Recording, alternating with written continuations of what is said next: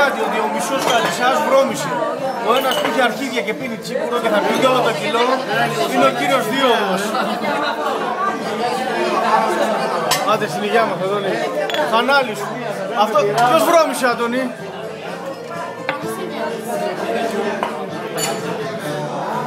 Λάσο, κάνε μια δήλωση.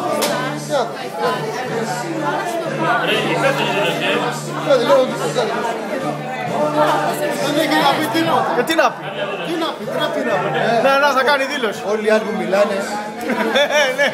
Φόρτισε, για δες. Τον έχουν κάνει, κοίτα. Φόρτισε, ρε. Ειρηνικός αμό τον έχουν κάνει. Για δες. Φόρτισε.